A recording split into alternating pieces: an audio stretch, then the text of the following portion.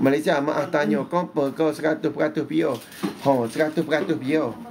Kalau hak ni bukan 100% pure dia deh.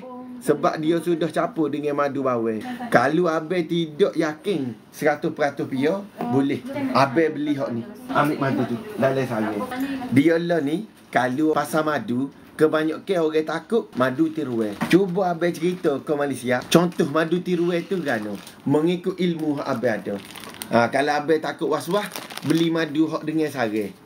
Kalau abe rasa dengan sarang ni tak ada ibu lebuh, macam kurang pure lagi, kita akan bubuh ibu lebuh dalam ni. Ataupun kita ambil daripada pokok, kita tak sibuk ke sarang tu, kita nak jual ke abe so gini.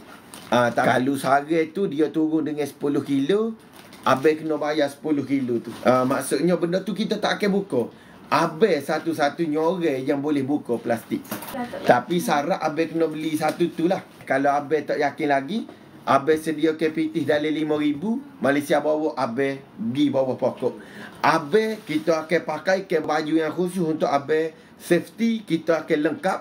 Makan, minum, tempat tinggal, kereta, kita akan sedia. Kita akan bawa abe, kita akan bawa pergi bawah pokok.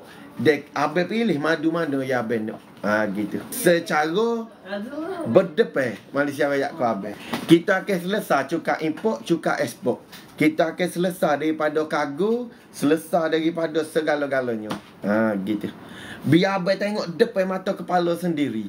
Maksudnya tak payah cakaplah dengan orang di kedai kopi busuk mulut. Kalau orang kata madu seremuk tak urung, busuk mulut.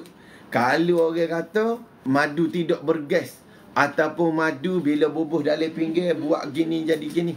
Madu hok masuk makma belum tentu lagi madu hok asli. Madu yang ada lambe halal belum tentu lagi madu asli. Madu yang ada lambe mesti belum tentu lagi madu asli. Jujur Malaysia kata.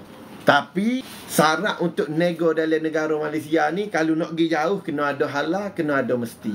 Pernah tak dengar? Ada lambe halal tapi ada gelatin babi. Pernah dengar tak? Gitu.